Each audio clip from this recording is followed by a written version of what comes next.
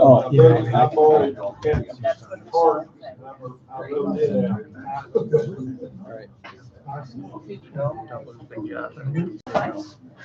Whenever you call me up. How's that leg doing? Healing up. Oh, baby. Once a week. Checks it out. Loved it so much. I know that I cannot miss the first thing out of the oven.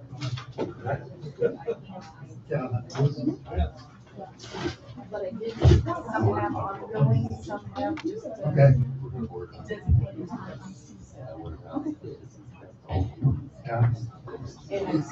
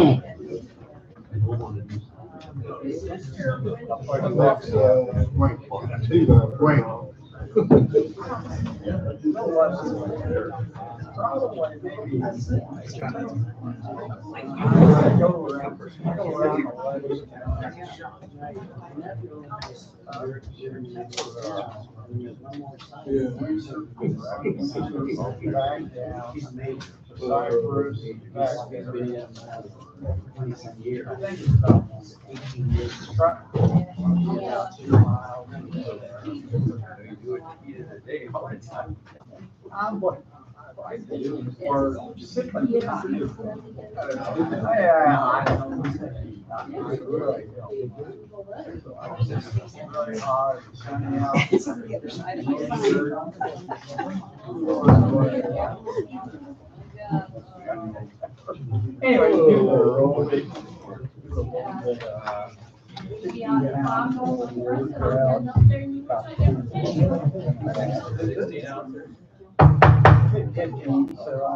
Good evening, it's 6:30 p.m. Wednesday, November 20th, 2024, and we are here at the clubhouse located at 4801 Lakeside Club Boulevard for the monthly Pine Ridge at Fort Myers Condo Association Board of Directors meeting. They can't hear you in the background. Well, y'all know where you're at. And we're going to start the meeting. As always, let's please stand together and recite the Pledge of Allegiance.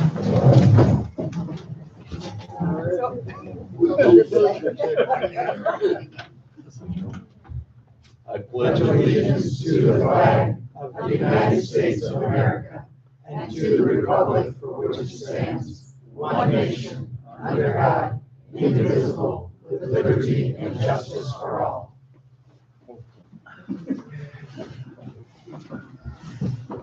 Thank you. Michelle, would you please call roll? Sure. John Down. Here. Bob Geisler. We heard that. Tom Trino. Here.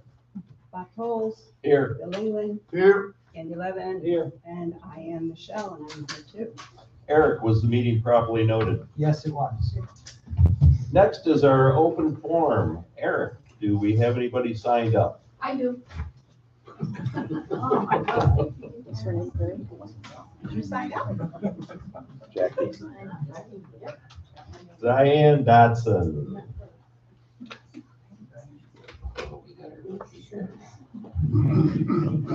Hello, Diane Dotson, 9650 Green Cypress. My neighbor friend, John Reese, reported to the board 2 months ago the vulgar name calling of his sweet mother by our demon neighbor. I wanted to update you, it continues. I was told by our community to call the police every time this demon was threatening someone, as it would help the legal case of this demon, so I did. Now John's mother, Ann, is getting called horrible names and being blamed for the police being called on him. All these times of calling the police didn't even help the community's case against this demon. He still lives here. Board, I would hope that you can legally put something in our condo docs that give us the legal action to remove owners that threaten people's lives, speed, try to hit people and their pets, etc. Thank you. Woo-hoo! Good job. You know, if it was that easy, we would have done it. All we can do is rely on our sheriff, our government, and they are the ones that make the law. And we know exactly what you're going through. No, you don't. whoever gets No, you it, don't. Because No, you don't. we get it too No. from the same individual. You don't live it like we do. Sorry. Yeah, but we understand. Thank you. Thank you for this. And we have Jacqueline Tolles.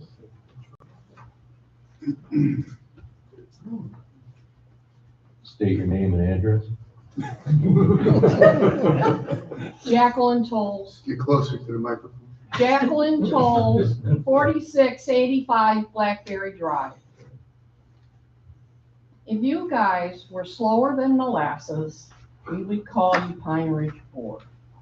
For 8 years, I've been requesting a path between Sailview and the path and the connection to that. It's still not been addressed. When will you move on it? I also have been looking around the complex here, and I see that the place is beginning to look tired. I go into office buildings and I see Tuscany and I think to myself, my doctor needs to spend a few dollars to update their offices.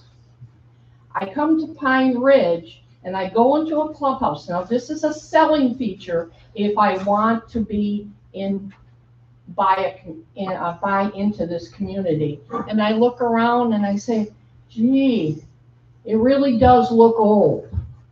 Maybe it's time. I know it's been 15 years since you did it.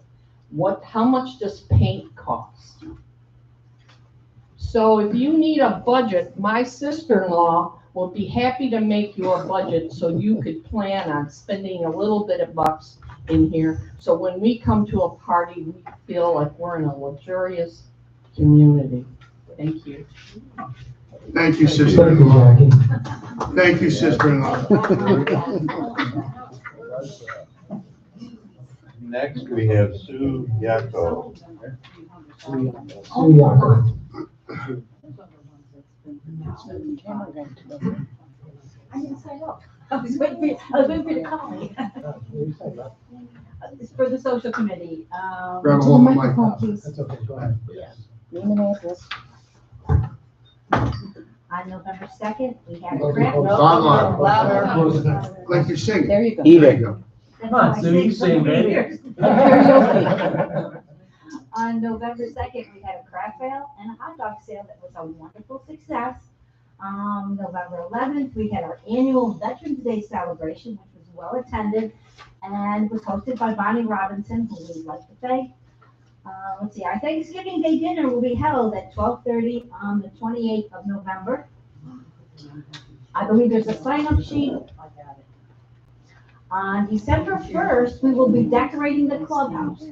So anyone that would like to come and help is more than welcome at 1 o'clock.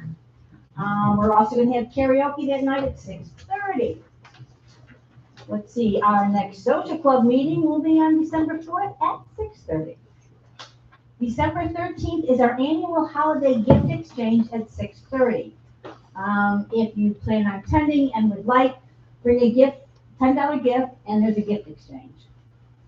December 15th is our famous tree lighting and golf cart parade at 6:30. All golf carts are welcome. Decorate your golf cart. Join us in our parade, and we're going to march around the community. On the 15th of December, the next ladies luncheon will be at the Lighthouse. December 18th will be the potluck at 6 o'clock. And on the 25th will be the community dinner at 12:30. Our New Year's Eve celebration is on the 31st from 8 until 1.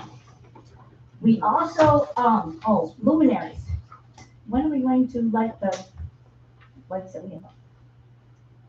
Do you have any plans? What's the Christmas tree lighting day? What'd you say it And is? that's what we're gonna do on Christmas tree lighting? Yeah, well, I'm not sure exactly what day yet. but I was gonna Okay, talk to you- I was gonna talk to you guys. All right, yeah.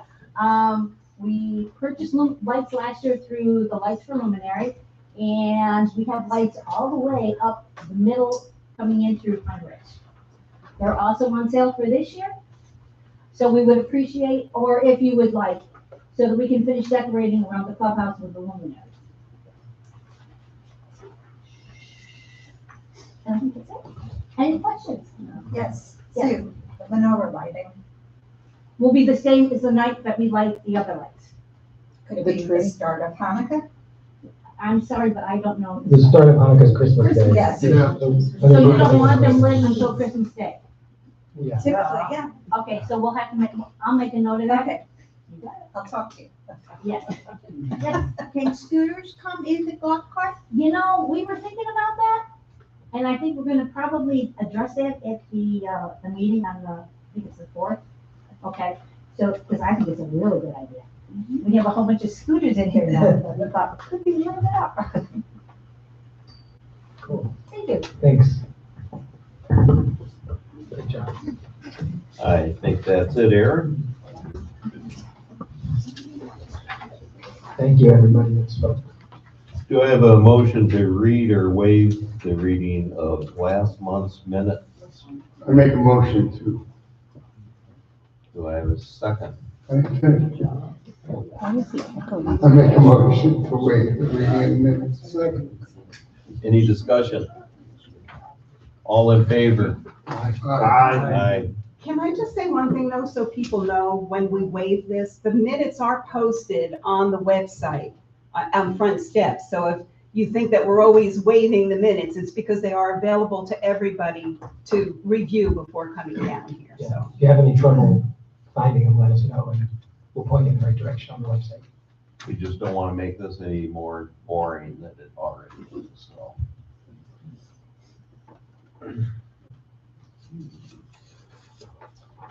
So we have a guest speaker tonight, Jeanette with Community Cooperative, and she has a program for seniors that Michelle has spoke about a few times, and we brought her in because it's always better to hear it directly from the source instead of secondhand. So she's going to give you a little quick overview of what that's all about. Thank you, Jen. Are you my question? Okay, very good. Good evening, everyone, and I'm one of those rare people that has not met a microphone that I don't like. And if I am too loud, please let me know, because I tend to not speak on a microphone and just talk really loudly. I also like to wander, so for those at home, thank you for joining us tonight. I'll try to stay around here. I am with Community Cooperative, and if you have the ability to take the quick angle, I'll do as short of an overview as I can. Again, I'm one of those rare people. I love what I do. I could be here all night talking, so feel free to have some questions on hand for me. I'll give as best and brief an overview as I can and answer anything that you have beyond that. 1 second. Okay. Alrighty. Hey, Ron, can you move that jug out of there so the people at home can see the? Yeah, the it's all screen? set. That's what I asked. It's all set. So our campus is located on Dr. Martin Luther King Jr. Boulevard, so we're not far from here at all. Under our It's the umbrella falls camera. Meals on Wheels. We are the Meals on Wheels provider for Southwest Florida. In fact, Route 7 covers this area, and you jumped ahead on here. So Route 7 is this area, and I do believe the last I drove Route 7, there is at least one community member that is a Meals on Wheels recipient as part of our program. So we are Meals on Wheels. We also have the soup kitchen, as you see here. We have a static food pantry on our campus, which we do have a lovely volunteer in the crowd, one of your neighbors. We have mobile food pantries that go to 14 different locations throughout Lee County, and a very robust social services program that pulls it all together. And now,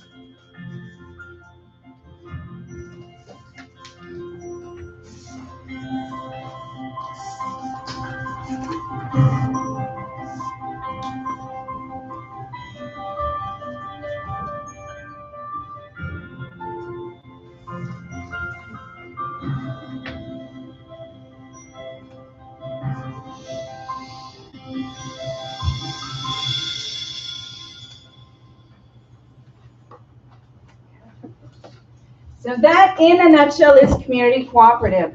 You want to move us ahead? This year we are celebrating our 40th anniversary. We started downtown Fort Myers through the generosity of 3 congregations. The only one who still remains is the First Presbyterian Church in downtown Fort Myers. And they recognize the hunger and the homelessness in Fort Myers. And after church on Sundays, they would make peanut butter and jelly sandwiches and hand them out of the back of their station wagons.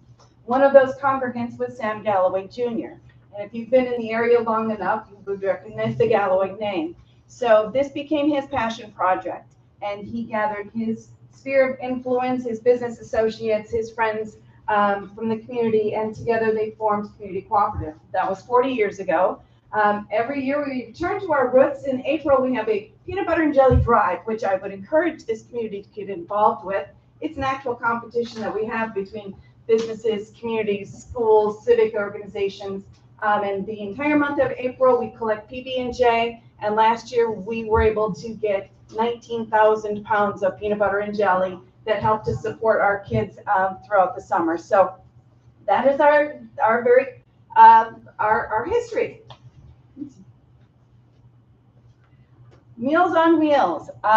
It's probably the most recognized of our programs. It's also close to my heart because that's where I was introduced to Community Cooperative. I was a Meals on Wheels volunteer during COVID and loved it so much. I quit my job and started as a staff member here with the organization. I've been with Community Cooperative now for 4 years. And again, one of those lucky people that I can't believe they pay me to do this job. I love it. We continue with Meals on Wheels. We have around 400 of our clients that we serve every day.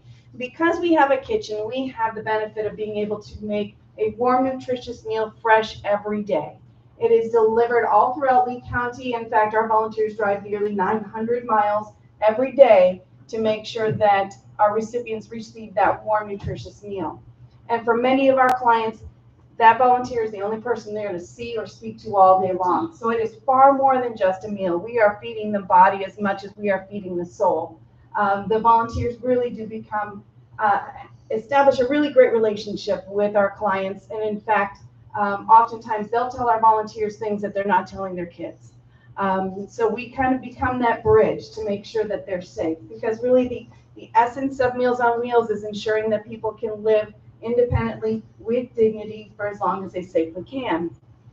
With Meals on Wheels program, and if you're familiar with it, if you know one program, you know one program. We are a member of Meals on Wheels of America, but they don't tell us what to do. We create our own program, and because of that, I do believe we have a Gold Star program. We do not base our program on income. It is ability based. So some of our volunteers come in and they come driving in and they say, well, why am I going to Colonial Country Club? Why am I driving into Pelican Reserve? Why am I going to Gulf Harbor?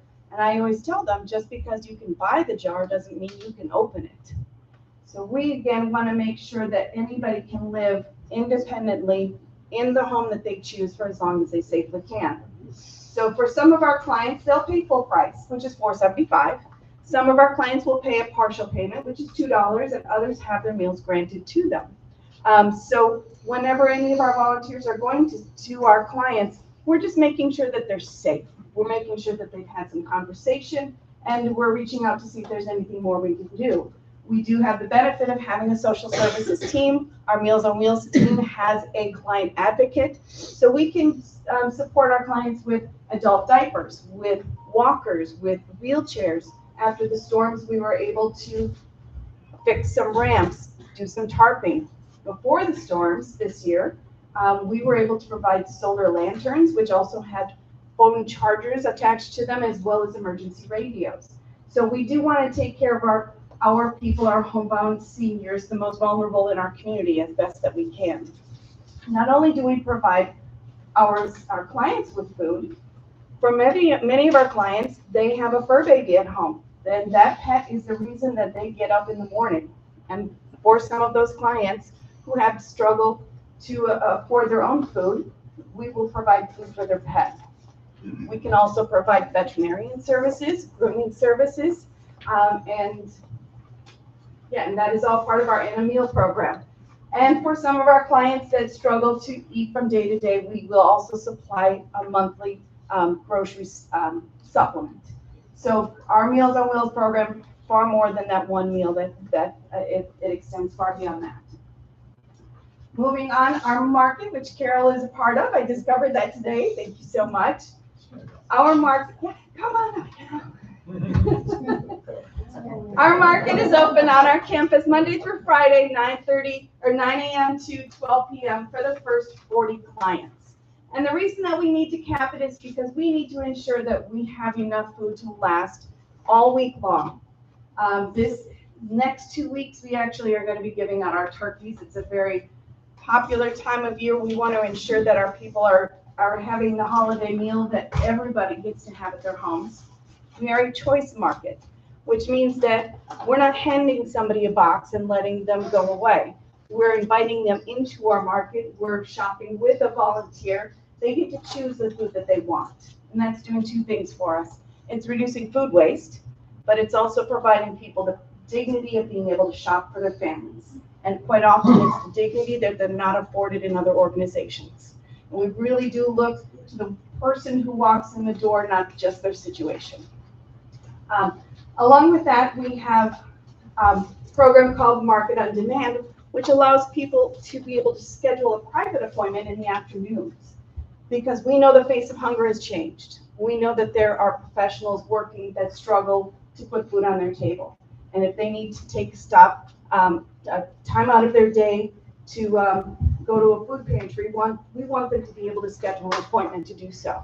So they can come in at their convenience and do it fairly anonymously. We know that for a lot of these new faces, it is swallowing your pride. It takes a lot of strength to ask for help. So if we can make that experience a little bit easier, we're going to do that. And then also it provides for families, if you have kids, if you have somebody accompanying you that has difficulty standing, that also provides them the opportunity to just come and go at a more efficient way. So those, we take that same choice method market on the road, 14 different locations all throughout Lee County, because we know that not everybody has the benefit of having a food pantry close to them. And so we want to reach out where the need is. So we go to every part of Lee County, and in fact, we go twice to the VA because we want to make sure that our veterans are properly served. Now, we are a food pantry. We are a proud partner with Midwest Food Bank and Harry Chapin Food Bank. And the difference between us is that the food banks have the ability to get large amounts of food into communities. They give it to us, we give it out to the community. That's how it all works. So when you're doing food drives, and we did that, I had a lady come to me today and say, well, we did our food drive, gave it to Harry Chapin, but they wouldn't take our frozen turkeys. And they sent us to you. And I said, well, I would have taken all of your food because Harry Chapin's just going to turn around and give it to me anyway. So let's just cut out the middleman, go right to the source. So we are proud partners with them. We work with them all year round, not just during the holidays. But they're not the only source of food that we have. We do food rescue, which means we go to Wawa, 7-Eleven, Sprouts, Walmart, Costco, Publix, a lot of Publix pastries coming through our door. Great food that they're not able to sell any longer, especially Wawa and 7-Eleven. They have those breakfast sandwiches that I love, the hot dogs that I love, but they can only be under those heat lamps for so long. Still good food. They're going to put it in a cooler. We're going to pick it up the next day to get it out to the community. In fact, we have a great special relationship with those grab and go items because we partner with FSW, and that is a non-traditional campus. A lot of their students are struggling themselves. They have a food pantry that they can go to, grab that breakfast sandwich, heat it up in the microwave, and get to school. So it's a great opportunity for those kids that just need something to grab and go, fill their bellies, feed their minds, and become sustaining members of our community. I think that should cover it. I know I don't want to. I could talk all night. I told you that. So our soup kitchen, that is on our campus. It is open Monday through Friday, 10:30 to 12, and it is open to anyone. And I say that because if you drive MLK, you'll recognize that there are no grocery stores and there are no restaurants. So if somebody works on MLK, forgets their lunch, they can take 25 minutes to go to Publix on First Street or Jimmy John's or whatever happens to be down 41, or they can come and join us for lunch. We don't ask why somebody walks in our door. If you're hungry, we will feed you. Now, we are a privately funded nonprofit, so there are no government legislative bills that have our names on them, so everything that we do capture demographics. That is important for grants. It is important for our donors to know the impact numbers. When you walk in the door for our soup kitchen, we're just going to ask you to write your name down, nothing more than that.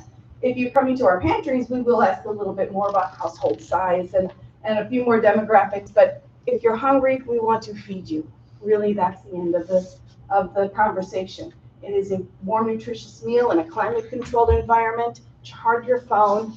We have resources on hand if you're interested. If you just want to take some time to get yourself collected, that's great. One of the other things that we offer that I think is often overlooked is we give people our P.O. box. Because if you are living in your car, or if you're living at somebody else's house, or in nature, you don't have an address. And if you don't have an address, you can't fill out a job application. If you don't have an address, you can't get benefits checks. So you can use our P.O. box. And so some people will just come once or twice a month, check their mail, get something to eat, and be on their merry way. So that brings us over to our social services department. And they're the magic behind it all. So part of what we do with our food pantry, which is different than other organizations, is we allow people to come once a month. Whether it's on our campus or at our mobile food pantries, you can shop with us once a month. If you need more than that supplemental grocery, we're not going to deny you, but we're going to ask you to sit with one of our case managers. Let's get to the root of the program. Is it chronic poverty? Is it underemployment? Is it a transportation issue? Is it a budgeting issue? What is it that is bringing you to us? Because we're not going to end hunger, and we're not going to end homelessness unless we get to the heart of the matter. And that's where this team comes in. And they have resources. We're not a silo. We're not doing it by ourselves, and we'll never claim to be able to do it by ourselves, but we work with all of the community resources to find the right path for the individual who walks in the door. One of the things we do, you can see on the bottom left-hand side, is we go out to kids. We go to preschools, we go to elementary schools, and we have what's called Food Literacy in People, the FLIP program. And we want to educate the littles. We want to let them know how important nutrition is to them, to their growing bodies, to their developing minds, because similar to FSW, unless you have a good base of nutrition, you're not going to be able to sit still, you're not going to be able to study, you're not going to be able to learn and develop and really break that generational poverty that keeps hunger and homelessness going. So we get out into the community. Education is part of our campus as well. We have a team member that will go to our market and do a market meals program. So he'll walk around and say, this is what we have in our market today. These are the meals you can make at home with what we offer you. Because we can't assume because we can give you a pork loin and some rice that you know what to do with it. And how can you take what we have and make it last? So we really want education all throughout the lifespan. So where do you guys fit in? I love the big upper right left-hand side. The big checks, obviously we love that. Donating helps us because we are privately funded. We are utilizing grants, philanthropy, fundraising efforts. All of it matters. But we also do in-kind. So below that you can see you can donate through food drives. You can donate right now. Publix, I think, has their 49 cents a pound turkeys going on, and we're getting lots of turkeys coming in. So anything that you can donate, whether it is an in-kind or whether it is a financial contribution, stocks, bonds, gold bars, whatever you can, we can make it work. All of it works. Volunteering. We've got Carol here. As you see, there are a lot of programs that fall under our umbrella. There really is something for everybody. If you want to come once a month, if you want to come once a week, if you want to come once in a while. All of our volunteer opportunities are available online, so you can fill out one of our applications, take a look at the schedule. If it fits into something that you have available, sign up for it. Sign up, show up, come on in, get to know us. I think you're going to find that this is a place where you can find where your passion lies as well. And hosting a food drive, if you don't want to leave the community. Right now, it's a difficult time of year. It's a difficult year to be raising a family. Like I said, the face of hunger has changed. And there is a name for every can of corn that comes into our market. There is a face that's going to pick up that box of macaroni and cheese. These are real families, real people who are going home trying to raise their families. And so hosting a food drive, it's a couple of things. First, it's actually quite fun. You can create your own theme. We just had a community do a breakfast drive, so it was a lot of pancakes and syrup, even a giant thing of Folgers coffee. So you can do your own competition indoors. Like I said, we've got peanut butter and jelly drive coming up in April. You can do some fun things like that. But what the real benefit to us is it gives us the variety. It really does recreate that grocery store feel that you see in our food pantry. And we really want that experience for our people. So hosting a food drive is a great opportunity. Now, one thing we are going to introduce this spring is your Perch Your Pantry. So I know that there's probably a few people in here are going to be heading back up north come March-ish, April-ish.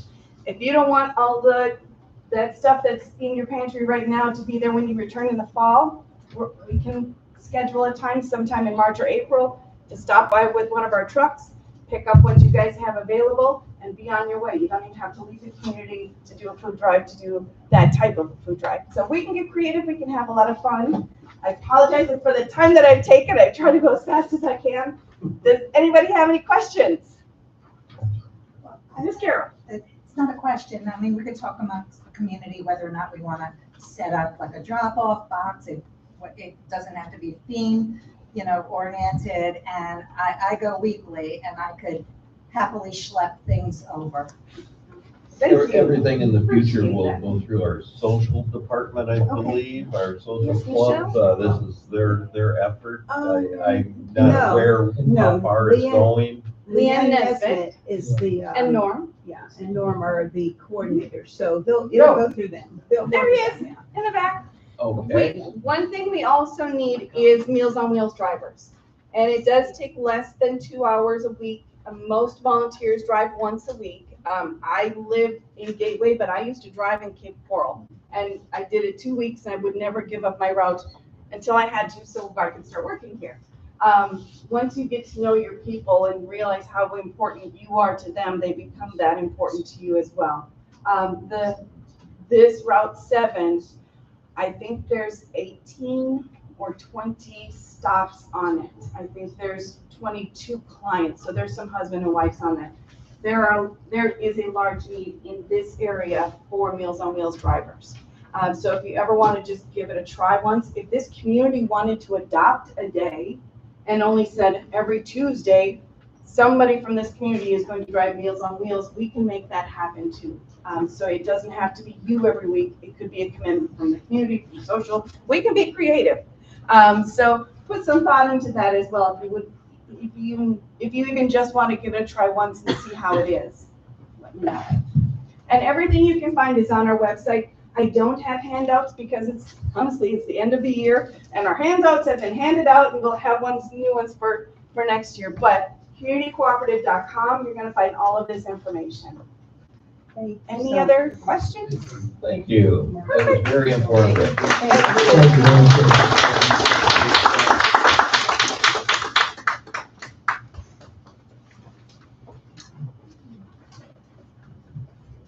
Okay, next I have a brief president's report. We have 3 topics to discuss tonight that we have not progressed on. I think some of them are liability. John's talked about the light poles. Today I went around and I took a close look at the light poles. And we have more than 5 in need of replacement. I think there's about 9 fiberglass light poles that are structurally compromised because they either been hit with landscaping equipment over the years and bruised.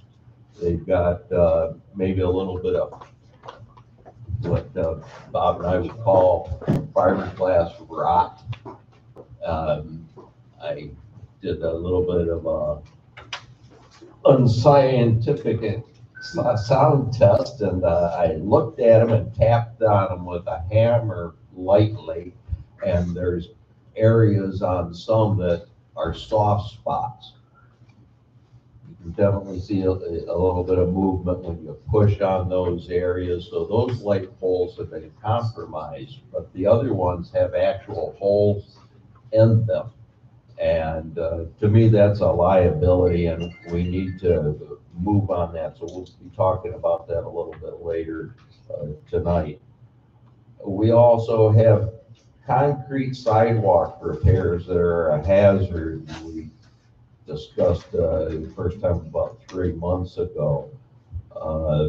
This needs to be addressed, and I don't think we should wait on that either because, again, it's a liability and our insurance is high enough the way it is. I don't want to see anybody get hurt, definitely. Concrete repairs are at individual addresses, not at the condo buildings, but still liability. Another one that could be considered as liability, since we've painted an orange line on the blacktop where it's cracked and raised up so nobody would trip over it. Well, that needs to be fixed, needs to be repaired. approximately 3 years ago, not 8 years ago, because I've only lived here for 6 years, I think we may have finally had a resolution to continue that blacktop path through to the end of Salefield. There was some discussion at the same time about not wanting to do it because of the seawall repair, and we didn't want to have it damaged in that area, which would affect the stuff right around the lake. I personally don't know how far around the lake they're gonna have to go with the equipment, because I was not involved in that as much as Bob and I believe Bill on the repairs of that. So blacktop repair, that needs to be done. Our dumpster containment, we had agreed to go with a concrete. Then we had a hurricane, times passed. You might have noticed we had a little bit of an inflation thing going on here in our country. So that's gonna affect the price of those, no matter what we do. I have contacted a one of these pre-poured concrete places that puts up dumpster corrals to get an official quote for that type. So we need to get moving on that dumpster containment. During our pre-board meeting, we talked about relocating the cardboard dumpster and removing it from here, which is, I'll agree, very convenient if you're coming up to the clubhouse with your cardboard. But it's an eyesore. It takes up a lot of parking area. The gravel road to the barn, it could be placed there adjacent to the barn, in between basically the barn, and there's a large tree behind the existing dumpster that's there. It could be camouflaged very easily with some shrubbery. That eliminates the concern about putting it over by the dog park, and it doesn't put it as deep into the community. So we should make some action on that tonight too. We also need to get moving on fence replacement along Lakeside Club Boulevard as far as pricing, so we know what that's gonna cost. You all have seen it blown down several times and put back up. You can only do that so many times. In addition to that, it has some severe rotted areas. So that fence is a concern, and it is gonna need to be replaced. So we need to know how much that's gonna cost, along with our aquatic area, our swimming pool, jacuzzi, and the paver deck area that is gonna be due for replacement in 2 years. With this additional money that has come into the community from our internet, the land, and a few other things that we have going on. We need to know how much that is gonna cost, so we know if we have enough money in the bucket right now, or if we have to take some money that we have acquired from one of these other deals and supplement that fund. But ultimately, we need to know how much that costs.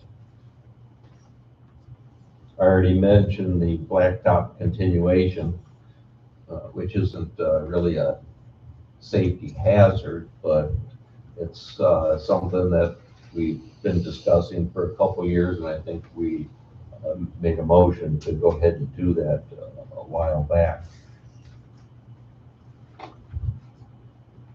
And additionally, we have many snowbirds that have come back, and many more to welcome when they do return. On behalf of the entire board, I want to wish everybody a happy Thanksgiving holiday, best wishes, and safe travels in your journey. Thank you. Eric, you're gonna give your president's report. If you could, your manager's report, if you could briefly touch on a couple of these items, like the path and the seawall, where we're at with that. And anything else that you might be able to update us on? I got a number of things here to update everybody on. The seawall and riprap and the dock repair. I talked to Travis from Honk. He's going to talk to Mr. Honk about what the start date is going to be and get back with me. As soon as I have that, I'll send it out in an email to everybody so you know what's going on with the schedule. Lee County holding up some of the permitting, which I didn't know we needed a permit for that, but I guess it's enough work that the owner of the company wanted to get a permit and make it safe. So they're making room, won't have any problems. So about a month ago, he told me we would have it, the permit in a week. And then this week, he said they still don't have it yet. So he's going to be shaking them up and hopefully we'll have that shortly. The tennis court and the pickleball and the shuffleboard, we've been working on that. Finding some progress that you guys can see. They did a lot of work on the underneath, the hollow spots, digging them out, filling them in. The weather didn't really cooperate, so it took a little longer for the concrete to cure. But you can see now today, obviously it didn't cooperate either, so it was a lost day. But it's a couple more days and we should be there. It's looking pretty good from what I can see. Xfinity, we had a meeting here with our community rep and Xfinity. A lot of people have had a great experience with the installation and have called me and said what a wonderful thing it is. And then there's been some people that have had some issues with it also. So, which is, I guess, to be expected. So we're working through those issues and hopefully they're getting resolved for everybody. The fiber optic network installation is supposed to begin February 1st of next year or sooner. And that'll take 3 to 6 months for them to complete. And then once that fiber optic is in and they connect it into your house, any service related issues as far as pixelating or if you're not getting the full speed, although most everybody says they're getting very fast speeds, will be resolved because the fiber basically has unlimited bandwidth. If anybody called our offices yesterday, we were upgrading our phone lines from analog. We had a horrible line and CenturyLink just wouldn't fix it. So we have all digital lines now, much better connection. Our clubhouse Wi-Fi also was updated. So everyone have to re-log into their phone. There's a new Wi-Fi login and password for the clubhouse. And Comcast is actually be coming in and installing some public courtesy outlets. So it will be possibly updating again. So I'll keep you posted on that. But anybody who uses the Wi-Fi up here, if you need the password, it's posted right up by my window from the office there. And we can help you if you need help getting it on your device. Interesting, they made a mistake and they transferred all of our services to the front gate. And it was a big problem and they weren't going to be able yesterday to switch them back. And I had to tell everybody, nobody's leaving until we get this figured out and switch back. It took us till about 6 o'clock at night, but we got it fixed. So if you tried to call yesterday, phones might have been out, but we're still here. Christmas lights, we've begun to install Christmas lights on all the big palm trees coming in the community and down the main drag. We're working on upgrading some of the electrical there also, and those will be turned on soon as holidays are coming up quick. The land to the south, I've had some people come back from up north expecting to see a bunch of buildings behind us, and it still looks the same. So when we made this deal with the developers at the middle end of 2023, they told us we'd close the first quarter of 24. So first quarter of '24, then they pushed it to the second quarter of '24, then the third quarter of '24. Now here we are in November, that's the fourth quarter of '24. And it told me that December 15th is what they have scheduled for closing. So we will see if that goes through or if it is postponed beyond the new year. Hopefully it goes through and we can just have that resolved, and that land will be ours and everything will be closed. But I will keep you posted on that. Our next meeting, I think, is December 18th, so the 15th will have passed, so we'll know if it happened or not.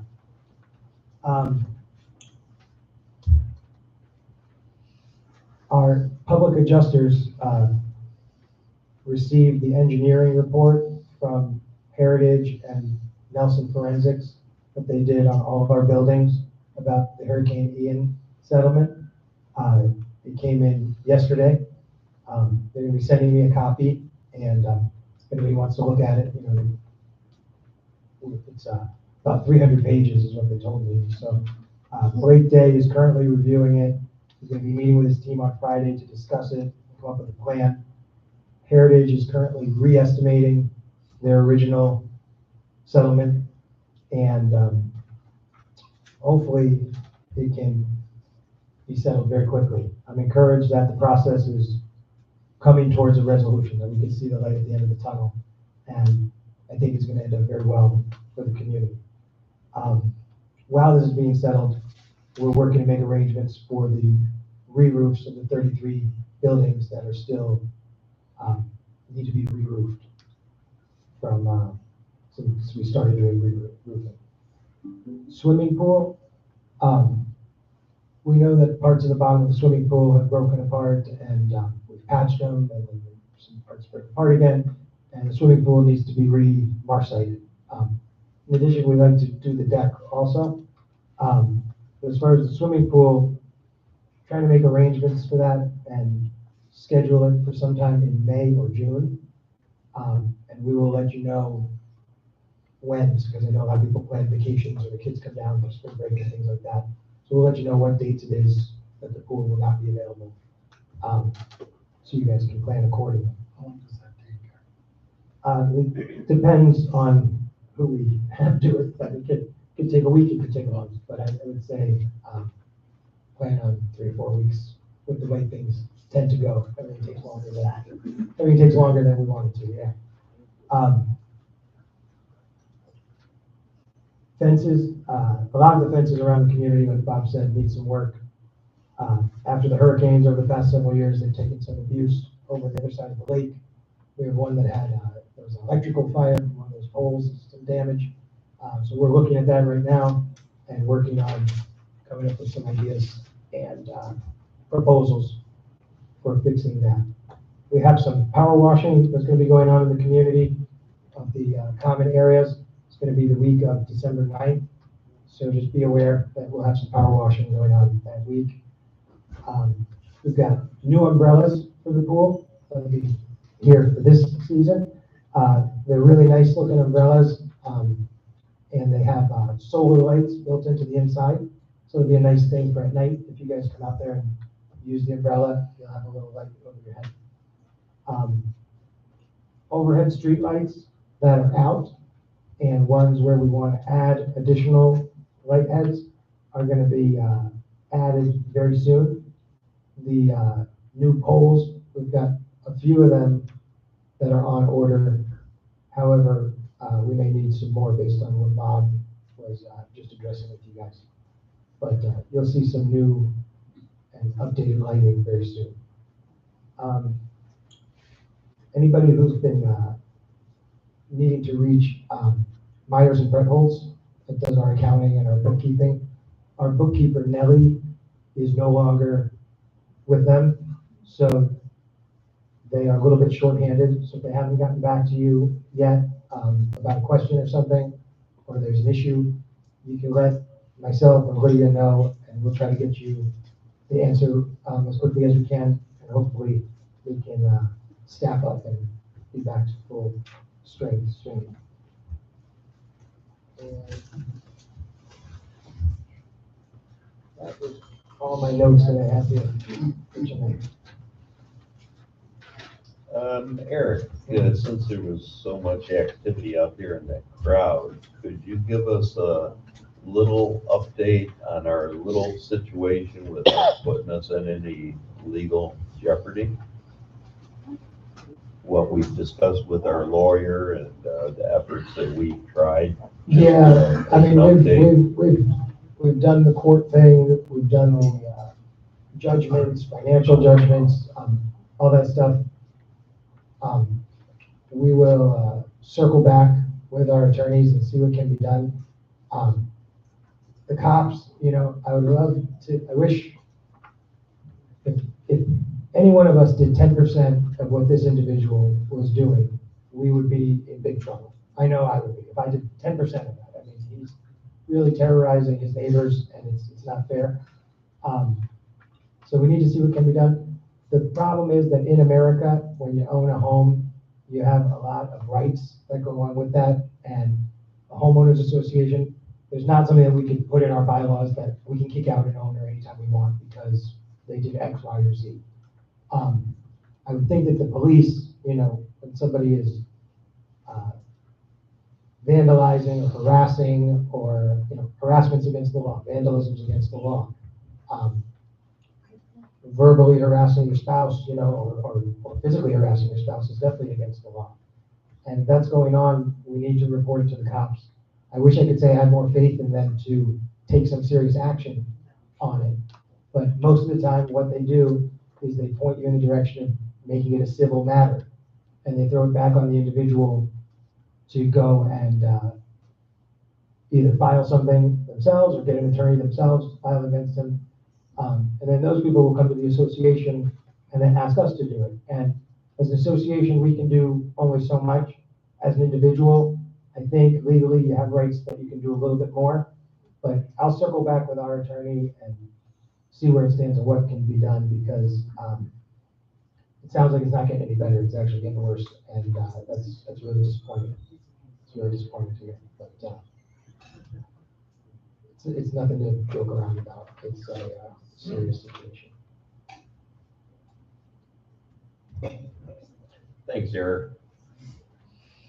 And everybody, and for Diane who spoke, and anybody in that building, what you're doing is the right thing. Because God forbid he pushes it too far the one time and something really does happen. But he's a nuisance in every way, and one way or the other, it's got to be resolved. We'll go from there. One way or the other. So if you have any suggestions, please let us know.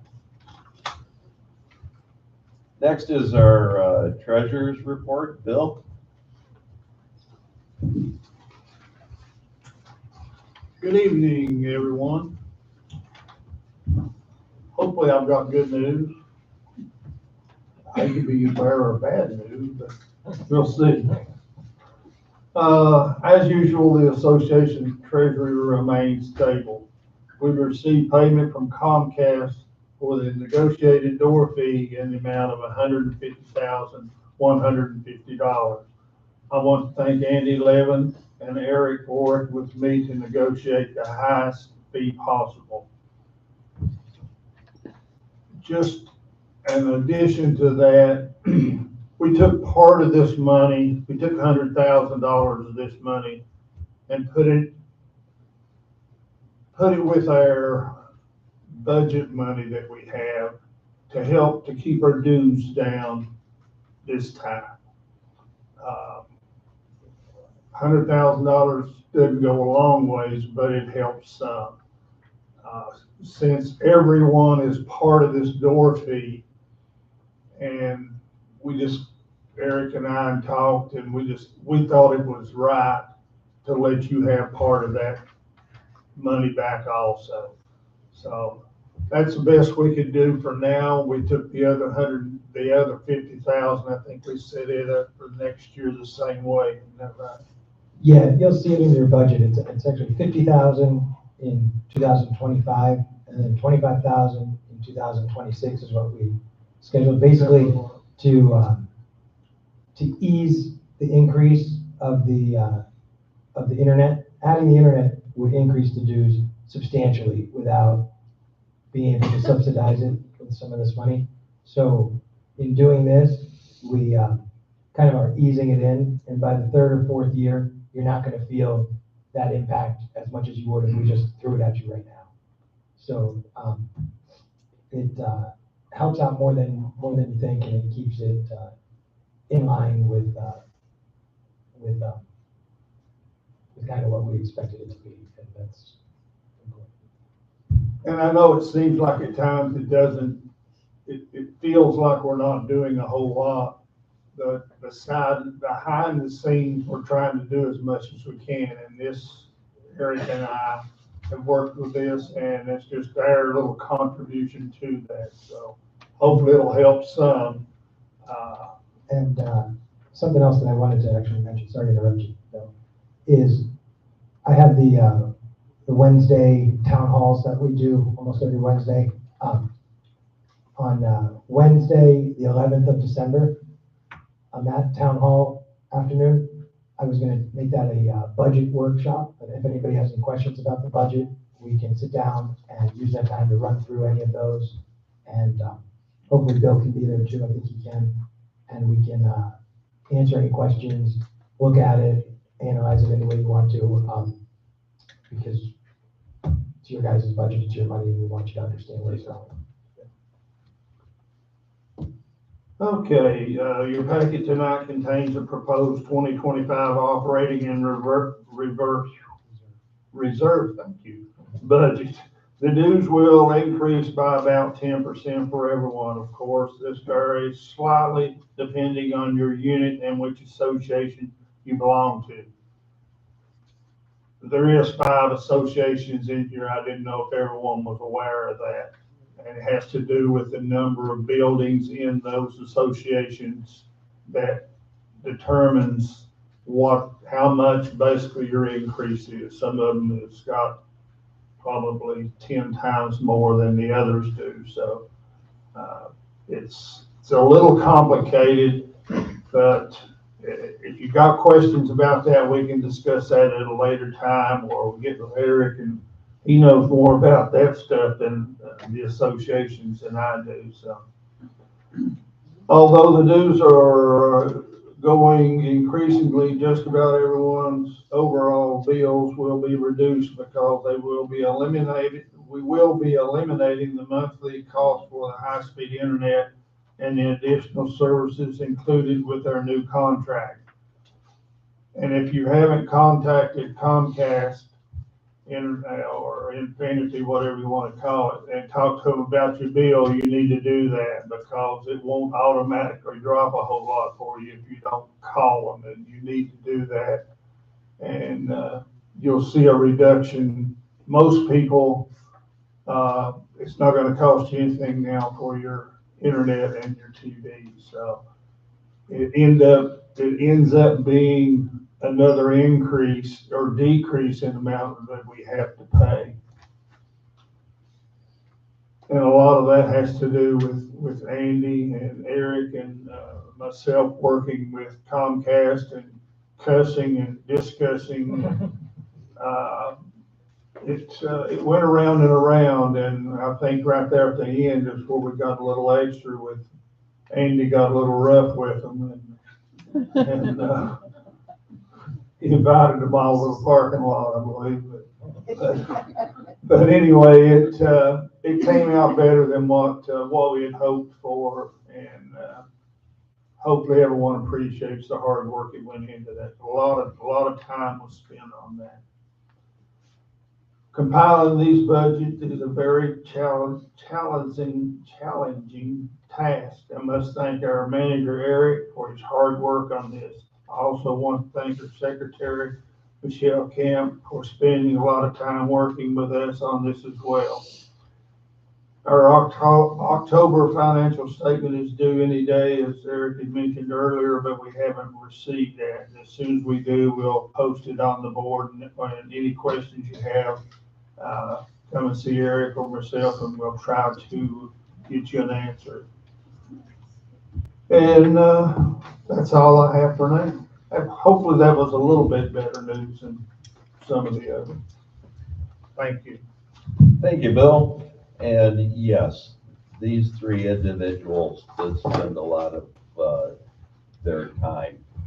Bill and Andy spent a lot of their personal time. Eric had to be here, but he loves it.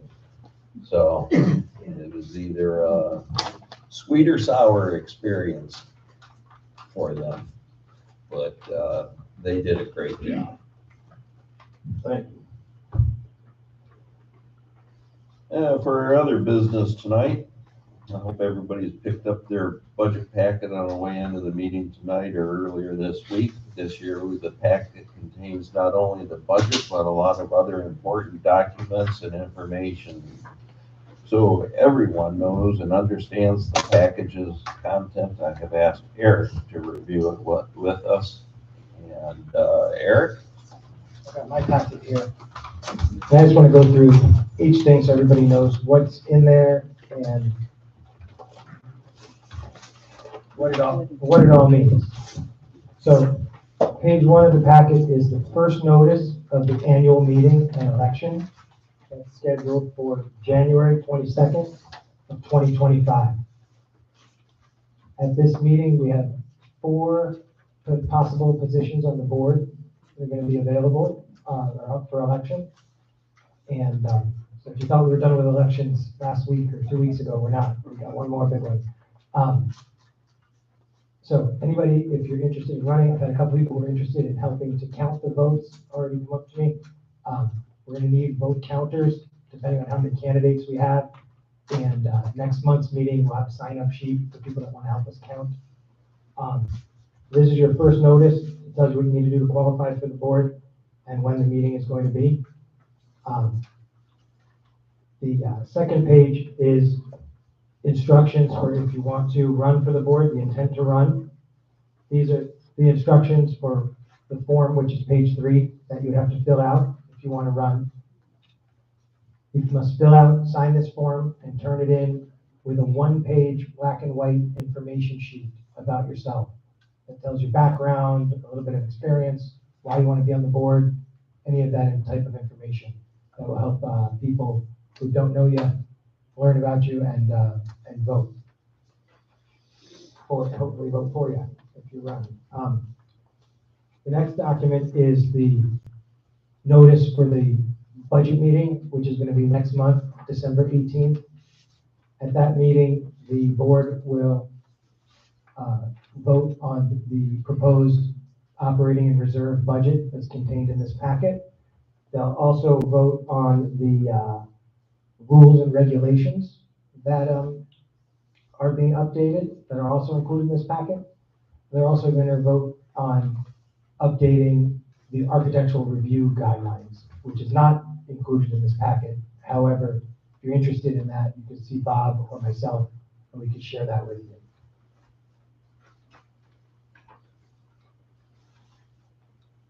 Next is just a reminder schedule of everybody of how all the end of the year stuff rolls. Tonight, November 20th, is the budget mailing package. Everyone pick that up. On December 12th, if you're going to run for the board, by 4 p.m. on December 12th, you have to turn in that intent to run form. So please turn it in if you're interested. It's always nice when we have enough candidates to have an election. Last year, we had 3 openings and we had 3 people run, so we didn't need an election, but it is nice to have the election that shows interest in the community. December 18th is going to be our budget meeting. It'll also be our annual meeting mailing, so your ballots and all your envelopes and all that stuff will be here for you to pick up at that meeting, and if you don't pick it up, we'll mail it out to you. Then on January 7th at 6 p.m., we're going to have meet the candidates, assuming that we have enough candidates to have an election. And that will be here in the clubhouse. And then January 22nd will be the annual meeting where we answer the proxy votes as well as the election of board members. So that's that. Next, you have your proposed rule changes. Tom Trino and his committee worked really hard on these. They went over them several times throughout the year, waiting for this mailing for us to send them out. This stuff that is being removed is struck through, and the things that are being added are underlined, so you can go and quickly identify the changes. So please review those, and if you have any questions, you can let us know. But I think they did, personally, I think they did a good job, and it's all very reasonable rules that everybody should be able to follow. Social Club gave us a save the date calendar for some of their parties and events they have scheduled going into next year, just to let people know. We've got some safety reminders about not speeding in the community, driving safe, walking safe, biking safe. You got to be aware of your surroundings. We've got a few people in the community that don't want to follow the speed limit sign. We talked about one of them today. We don't want anybody to ever get hurt, and one careless individual can do it, so we need to be aware of our surroundings. 15 miles an hour is the speed limit in the community. I always say that to get from the front gate of the community all the way to the back where the dog park is takes less than 3 minutes if you're driving 15 miles an hour. There's no reason to need to go faster than 15 miles an hour if that's the case. Also included in this packet, and this is very important, is our milestone inspection. This is that required inspection of the 3-story buildings that was implemented by the Florida legislature due to the Surfside building collapse. All of our buildings passed. We have no structural deficiencies. They identified some small things that we could repair on the buildings, but we have no structural deficiencies. We've 100% passed that inspection. So that's very good. And then the last thing is going to be your budget. And that's in color here. It's got some graphs in there that'll help you see how the money kind of spreads out. If you're interested in learning more about the budget, or you have specific questions, on December 11th at 3 o'clock, that town hall is going to be a budget town hall, and we're going to go over any questions you might have. You'll notice at the bottom of this, it says new for 2025 in our quarterly assessments is upgraded TV, high-speed internet, and the fiber optic infrastructure that's being installed. In addition to our insurance, that is the main, and the reserves, but that is the main source of the increase. So insurance continues to be a problem in Florida. We all know that, but we're doing our best. There's some new options, hopefully for next year, that maybe will help us keep it more competitive. But this year it did go up by about 10%, and then we added the cable, and then the reserves also, inflation takes its effect on that. So hopefully in the future things will be looking better and we won't have double-digit increases like this. But 10% is a lot better than the last 2 years, and so it's getting better. Please review this, and anybody that has questions, we'll be here on that day, a week before the budget meeting, the 11th of December. So you can come down and ask me that. That's all the contents. The main thing is review your budget, review the rules, and then if you're interested in running for the board, make sure you turn in your application by the deadline. Thank you. What was the time on that? The deadline is December 12th No, at 4 p.m. At 3 o'clock. 3 o'clock. December. Oh, yeah, that's your December regular 11th, meeting. 3 I'm o'clock, sorry. yeah. Okay. Thanks, Eric. How many do we have currently that have thrown their name in the hat for this board? 0. This is just going out tonight, so everybody's opportunity starts now. So all of you out there that said, yay, the board needs to do something, get on the board. Yeah, one thing I'll say is there's a lot of different things that happen in the community that the people that aren't on the board say, well, everybody in the community should vote on this. It shouldn't be the board voting. And, I'm not trying to be smart when I say it, but everybody does vote on it. When you vote for your board members, you're voting for the things that are going to happen. and you need to take that serious. And who you vote for is serious. So that's just like when we vote for senators or legislatures or congressmen, it's a representative government. So you vote for people who you think are going to make the decisions that you agree with or that align with your beliefs. And it is important. We can't put every single issue out to a vote of the people.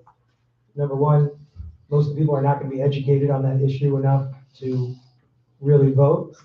And number two, you really wouldn't get anything done. You think you move slow around here this way, imagine the other way. So, these elections, I always say take them serious, because when you vote for your board members, you're voting for the direction the community goes moving forward. Thanks, Eric. Let's take care of a couple other things before we get out of here for tonight. We have a motion to move that cardboard dumpster over by the barn.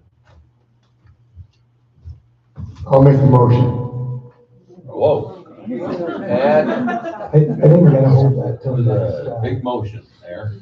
we can hold that till next month's meeting and put on the agenda. Why we do? We're gonna do votes. It has to be on the agenda to vote. We're gonna do votes. So we'll put on the let's take, we're gonna have to take care of a few things. Let's get that dumpster thing moved next month. We can get a quote together, because we'll probably have to put it on a little bit of a concrete slab over there, and we can easily hide it with some shrubbery.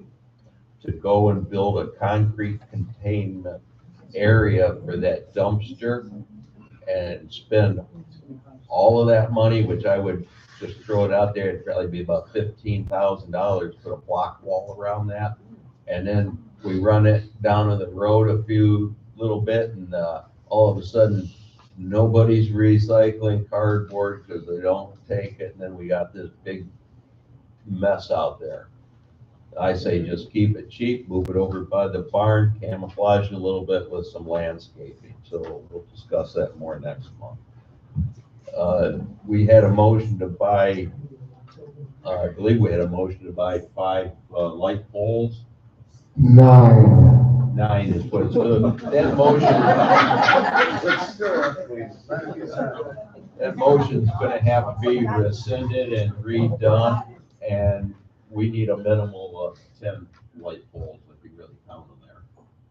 Because we had talked about putting an additional light pole over here, to light up that. We'll run through it again. Area. I had the electrician out this week looking at what we already talked about, John, so we'll have to get him back to add what we want. 10 plus your 16. I have 16 listed. 6 of those are soft spots. They're not as critical as the ones with the hole in them. So we need to know how much this is going to cost, and perhaps we'll do 10 and then 6. If it's not as expensive as I anticipate, then we should do them all, but we'll figure that out and get through that next month, if that works for you, John. Okay.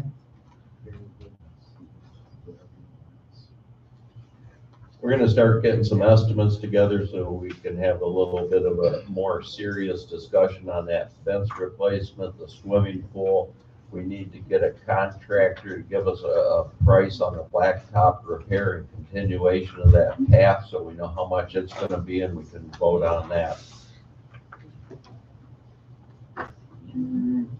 And as for the hazard with the sidewalk repairs, the one I'm referring to is Birdie's over on, over here. And the roots have caused it to raise up and move the slabs around, and there's a 3 to 4 inch trip hazard there. So we just need to move on that and get that done right now. That should be something. And Tom's roof made, I think that's the situation. I don't know if it's concrete. I think that was a big root that's popped the asphalt up. Blacktop. Blacktop. So let's get that done. Take that tree down. Well, we know how the trees are, and they keep coming down. For one reason or another, they either fall down because of the wind or we identify a rot hole in them. Maybe the ones out there by the gate that came down didn't get looked at close enough by our tree guy, because they had quite a bit of rot going on in them. Yeah, I'll tell you, one of the, after the hurricane, after Milton, we had those 2 trees at the front entrance come down. The one on the exit side that came down was all hollow out it was like rotted out on the inside. There was another one that it didn't come down, but it looked like it was kind of on its last legs. When they cut it, they took a picture of the stump, and it's totally hollow on the inside. There was a hole, so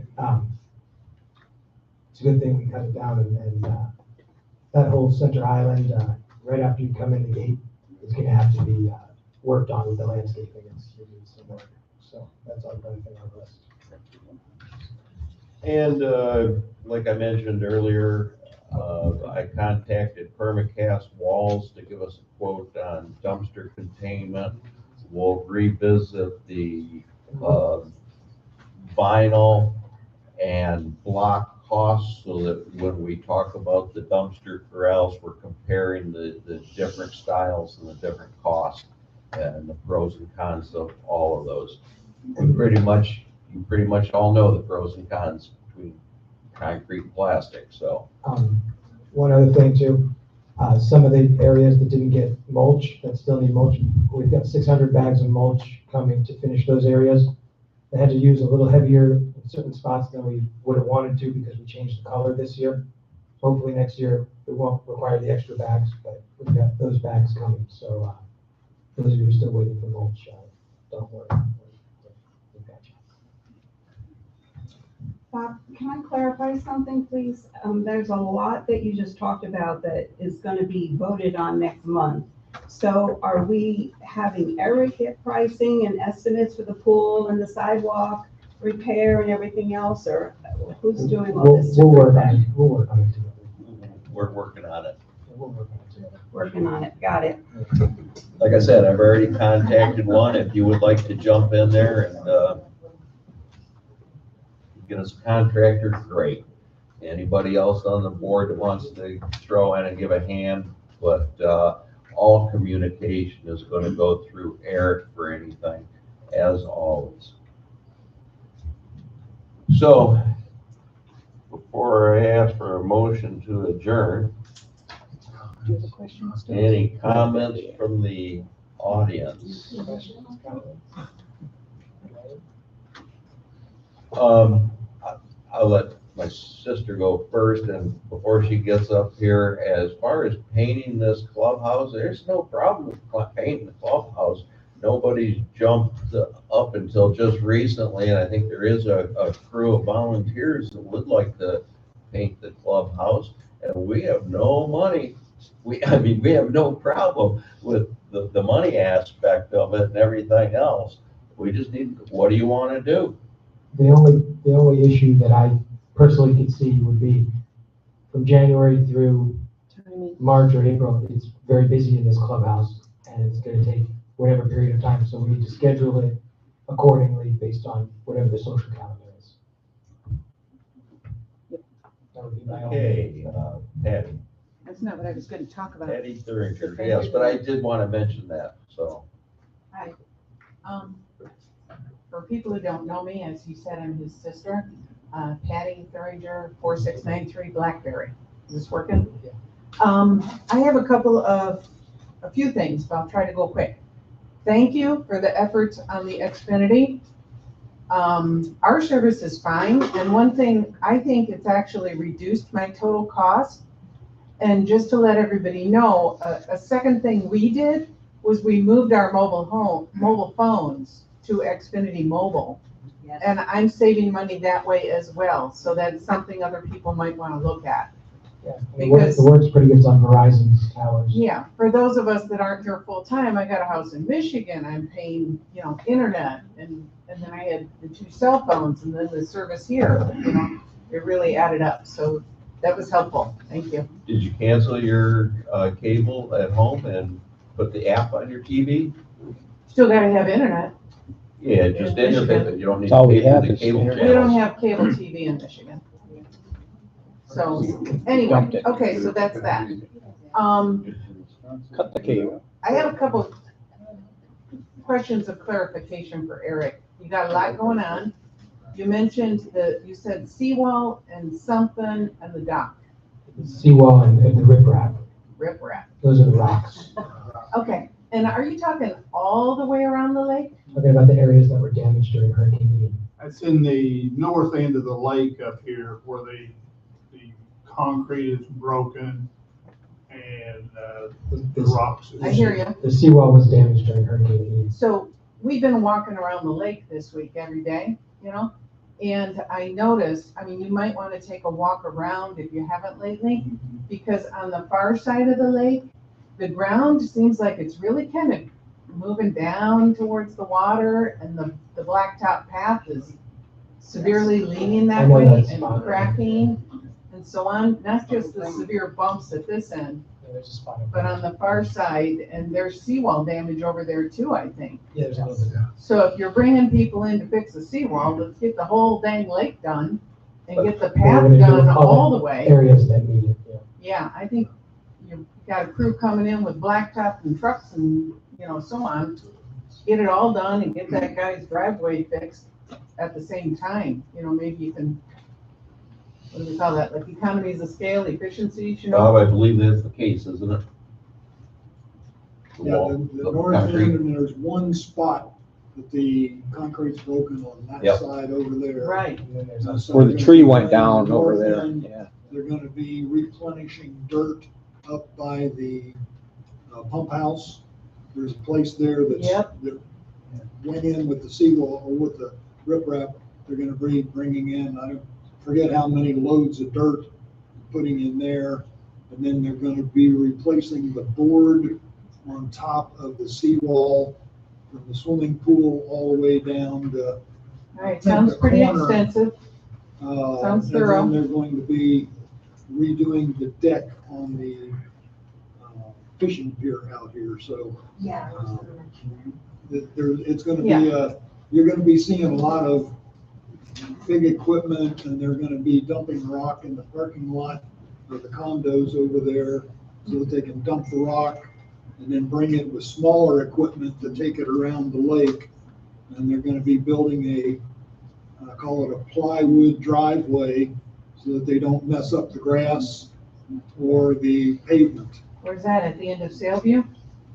The middle of Sailview. They're gonna be working from the middle of They're gonna have to Sailview. use different accesses as they do different. Yeah, parts. well, it's nice for people to know that live over there, And it's, where they're gonna be driving across. they said they'll put down the plywood and take it up every night so that we don't kill the grass. So there's gonna be quite a bit of work going on over there. And over here, as soon as they get started. Also, That's a big Be project. making over the cap, the wood cap on the seawall. Yeah, the wood cap on the seawall, thinking about that bush out there. Two of them. The one has to be totally removed. Yeah. I think there's two over That's there. fine, that's They should fine. just There's come out one there. that's actually over the wood. Yeah. Should take them both out. They're in the way, they gotta go. Couple other quick things. It's gotta be quick. Yeah, I'm going. The pool also means the hot tub, right? Yeah. Okay, and the shuffleboard, you didn't say anything about shuffleboard when you were talking about The the tennis wall. court guys are gonna take care of the shuffleboard for us. They're gonna fix the. Time frame? Yeah, while they're here working on the tennis court. Okay. All right, thank you. And do we have anybody else? Dwayne. Wayne, come on up.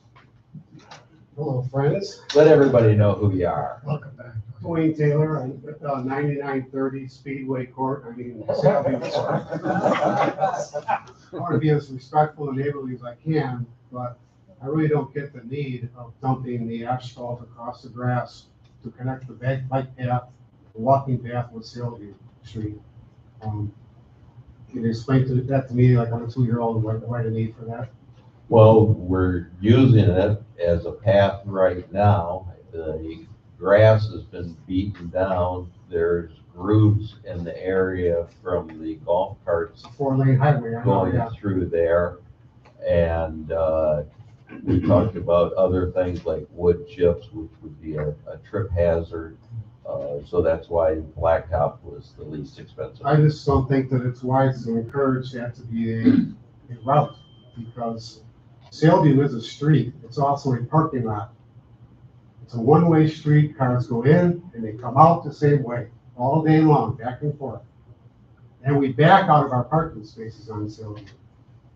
So that's gonna entail looking out for people riding bikes, walking with their golf carts. I don't think it's necessary to put that kind of stress on us over there. Don't you have to We look do out it for anyway. people walking and riding their bike down?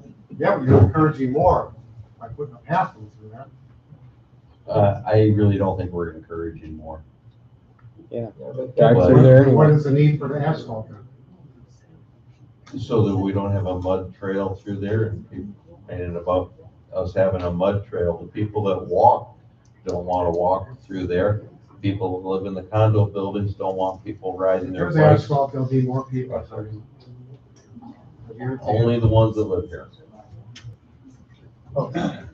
Well, just letting you know, you're opening up a can of worms by doing this. Okay. Thanks, Dwayne, we'll talk about it. Carol? Carol Redmore, 4661 Lakeside. Sorry, can't hear you. Carol Redmore, 4661 Lakeside Club Number Boulevard. one volunteer. The only one. Anyway, I did read the revisions to the rules and regulations, and I like the concept of not having golf carts park on the grass. I think the grassy area right by the entrance to the clubhouse by the beautiful new sign looks like crap, because I Yeah. see, We're gonna be patching that. okay, because I see actually golf carts owned by, the community here parking there. So it's like, if you're gonna make the rules, Golf cart. it could be enforced across the board. We're gonna be patching that. Thank you. I believe that would be our maintenance guys, Yes, exactly. clarify. Anybody else?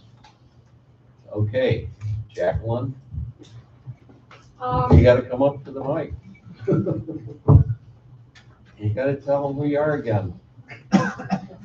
I'm Jacqueline Coles. I live at 4685 Blackberry. I understand about if we want to renovate. Sorry, I can't hear you. I understand if we want to renovate and paint, that we should do it maybe after the people left. Leave it alone for now because we have a lot of things coming up, and do it in the slow season, and therefore it's Yeah, not. whatever we do, just work around whatever the social calendar is, we don't want to Yeah. displace. There'll be nobody here to do it. That's got the list. Okay, anybody else? With that, wait a minute. They're leaving already. Do I have a motion to adjourn tonight's meeting? I'll make a motion, we adjourn tonight's meeting. I'll second it. Any discussion? Any discussion? All in favor? Aye. Aye. Meeting adjourned.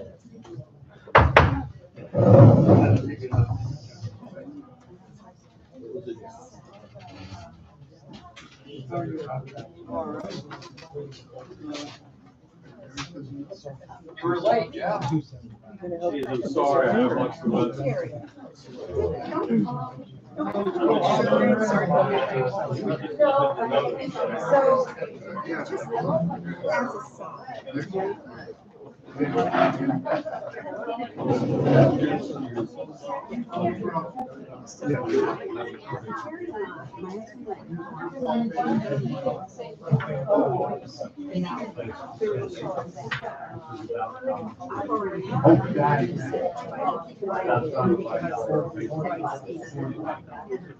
Jerry's 90, I think, even more.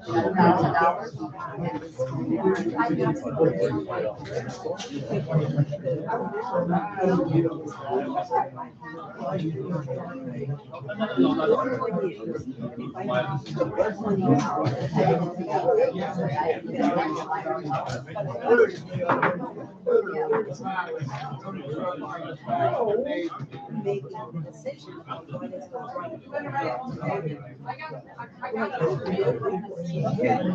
It looks like honey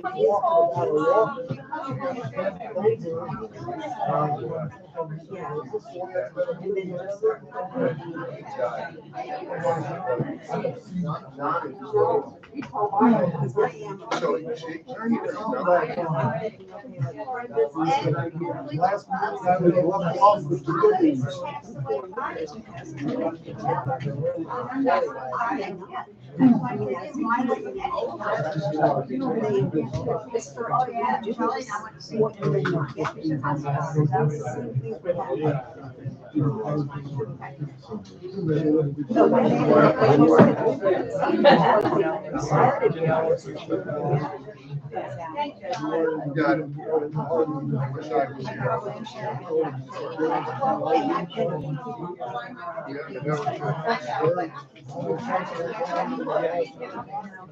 Yeah, that I pray that he doesn't die. Until I get enough money here.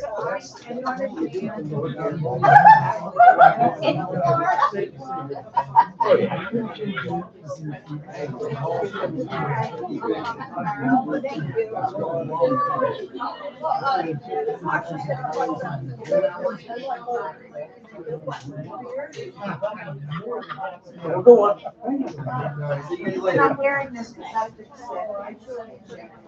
No, you're wearing it. I don't get sick when you're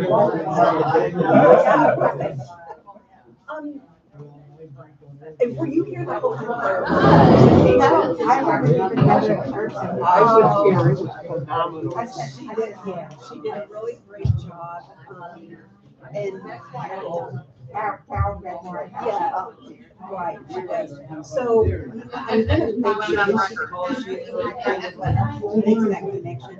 I hope that we'll have a lot of people interested in doing something, you know, and anytime that she did mention. There is at least one person in the community who's getting Meals on Wheels, which I thought was great. And she was talking about how, you know, people downtown are in the world, they want to go to the for a lunch that day or something that they can. I mean, what she shared was really good. And she talked about bonding with the people in the community. Yes. She talked about that, but she said when you were, and we could go one day a week for 2 hours and deliver meals. Because the importance of that is the delivery person forms a bond with them. That's what I just mentioned. And the people tell the delivery person things that they wouldn't tell anybody else, which then brings in the social service aspect. Because I noticed Barb has something on the bulletin board about helping hands. Yeah, she wants to try and get something within, which I commend her for that. I don't know, other than maybe one or two people that are like, yes, I'm willing to at least make a phone call or just check on someone, because I feel like that's what, as neighbors, like if When you're my in your mother was building. here, there were people that would check on her. Right. My next door neighbor, Kim, if I didn't see him by every second or third day, I knocked on his door. Right. And I think that just as good neighbors, we should do that. We shouldn't even have to sign up on paper, but as good neighbors, we should do that. If you haven't seen somebody, or just say you're gonna pick up the phone, just check in with you. Jean, you know Jean, the one that goes around on her little scooter? All the time. Okay. She says Loretta, who lives in a different building, comes down every morning at 8 o'clock to make sure she gets her takes her medication. And then she goes down every night at 6 and we play barbecue where she makes sure she takes her nighttime stuff. That is like, You know, because I was really at the past 3 or 4 months with the election and the polls and everything. I go every week. What's You know what part of it is to motivate the people in this community to do and give.